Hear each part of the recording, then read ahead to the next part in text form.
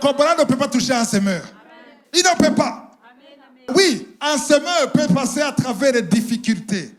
Financièrement, oui. Mais pas pour toujours. Pour un temps limité. Parce que Dieu veut aussi travailler son cœur. Et quand tu traverses ces difficultés, c'est comme si tu es dans le désert. Il y aura toujours des portes que tu ne peux même pas expliquer qui s'ouvrent. Pourquoi? Parce qu'il est content de ton cœur. Et parfois, ça prend du temps. Et devinez quoi? Quand ça traîne, c'est une bonne nouvelle pour toi. Quand ça traîne, ça veut dire que ça s'emmagasine quelque part au ciel.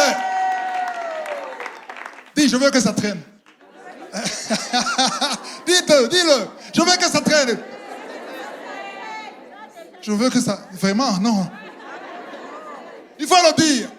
Quand ça traîne, c'est bon pour toi. Moi, ça a traîné. Et c'était bon pour moi. Quand ça traîne, c'est bon pour toi. Alléluia. Pendant cette période d'attente, Dieu fera des miracles que tu ne pourras même pas savoir. Tu verras des portes qui s'ouvrent d'une façon, tu n'as rien demandé, tu n'as rien fabriqué, tu n'as rien manipulé, mais il est là, son œil est sur toi parce que tu es un semeur.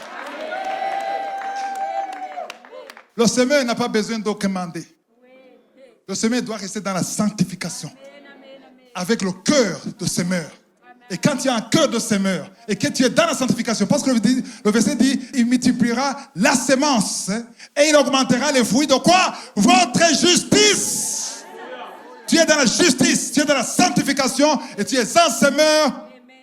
Je te dis, l'avenir te réserve des surprises.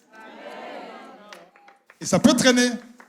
Donc quand ça traîne, ne te lamente pas.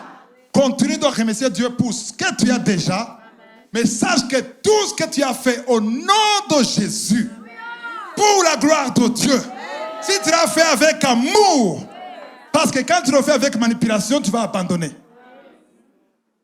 Et pire, il y a ceux qui le font parce qu'ils ont peur de leur pasteur.